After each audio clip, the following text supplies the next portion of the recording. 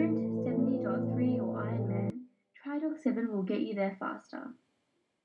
Triathlon Training, Nutrition and Sports Supplements by Triathlon 7. Get the most from your body. Your host is an accomplished triathlete and physician who will share the hottest sports medicine and nutrition trends for endurance athletes. Let's get started.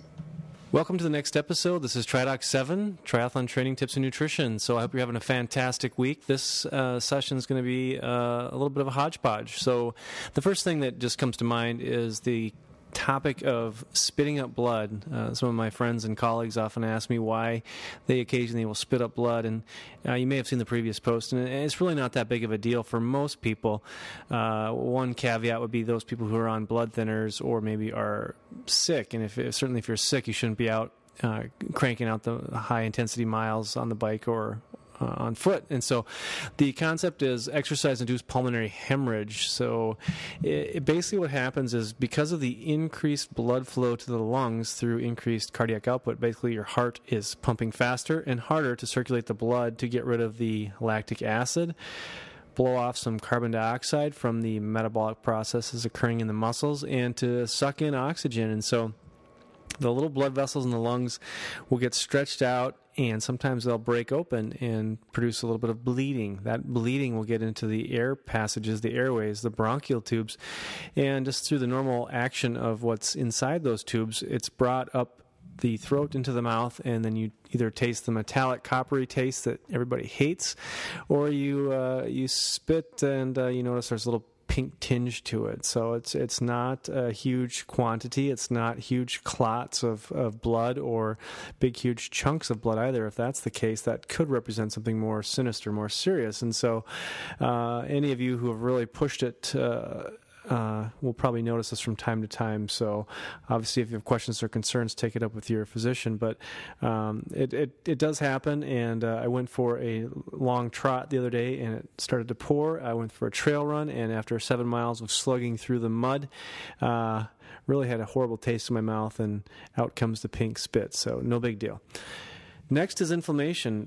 The Western diet, if you're listening to this in the USA, it sucks. I mean, basically, the fat content in our diet, it's skewed to omega-6, which are pro-inflammatory, bad stuff, inflame blood vessels, and inflame the body in general, versus omega-3, which are anti-inflammatory, which are found in cold water fish, salmon, which fortunately my kids have learned to love because we do it in a variety of ways, particularly on the grill, on the plank, in parchment paper, occasionally if I feel like starting a fire. But anyways, the ratio for most Western diets is somewhere between 9 and 10 to 1. And so that's really skewed in the wrong direction. Really, most experts suggest maybe 5 to 1. That is 5 parts omega-6 to 1 part omega-3.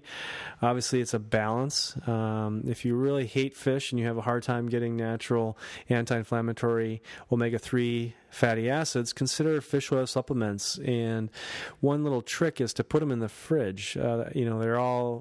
There's several ones that promote the no burp. I mean, who wants a fish burp anyways? But really, if you put them in the fridge, they're usually gel caplets, and that, for whatever reason, seems to help. I'm guessing it may just slow the digestion, maybe just enough where the oil is actually absorbed a little farther down the GI tract. I don't have scientific proof for that, but that's just my theory.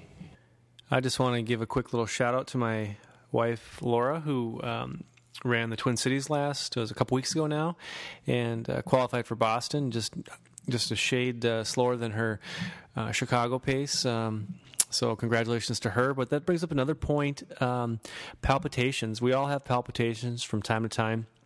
It's not an unusual phenomena. PVCs, or premature contractions, are very common. They're more commonly felt in people who are thin during periods of quiet time when you're just hanging out, relaxing, resting, particularly when you're lying down because the heart is settled in the chest and maybe resting against the spine, and the palpitations can be felt more. Women tend to feel them more than men. Often at night is a common scenario. Things that may contribute to this, obviously stress, caffeine intake, dehydration, or the post-race celebratory alcohol consumption certainly is a factor in that as well. But One interesting point, having provided sideline medical coverage for a variety of sports events, triathlons, endurance events, even some mixed martial arts events, is occasionally people, particularly older athletes, will have an abnormally high heart rate. And this condition can be caused from something called SVT. A fancy word for that is supraventricular tachycardia.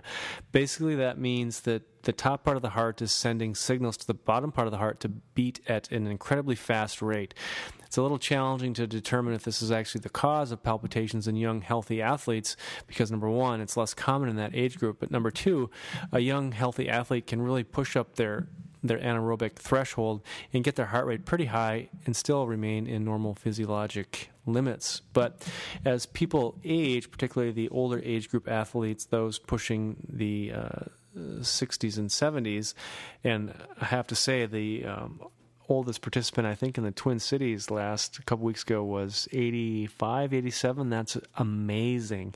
Anyways, we know from medical data that subgroup of patients tends to have more irregular heartbeats, more fast heartbeats, and more incidence of the SVT, the fast heart rate. And so it generally, from what the literature says, it's not dangerous. It may not be enjoyable. It may cause a little dizziness or lightheadedness, shortness of breath, or palpitations or discomfort.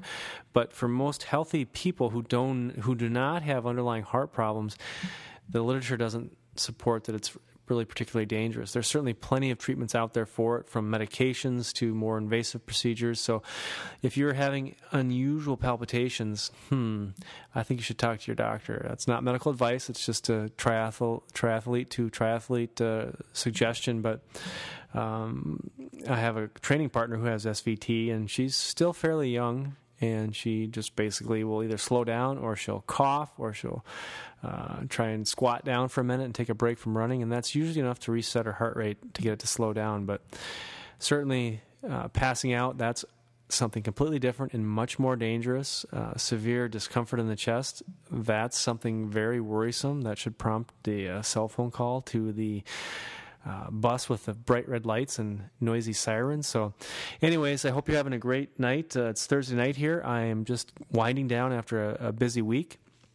I taught a live course on actually writing. I have several books out, and I'm working on a triathlon-related book, just mostly on the nutrition aspect of things and specific recipes and additives that can really reduce the inflammation, promote recovery, and improve overall fitness levels. So I will share that when it's ready, but it's a work in progress nonetheless. So anyways, I finished a guitar lesson with my son tonight, and this is a rant, so I will end it here. Have a great week.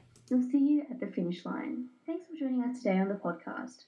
Be sure to click subscribe on iTunes to get the latest trends in triathlon training and nutrition. Stop by the blog at triadoc7.com and say hi, leave a comment, or ask a training question. You can also find me on Facebook. Have an awesome week training, and we'll see you at the finish line.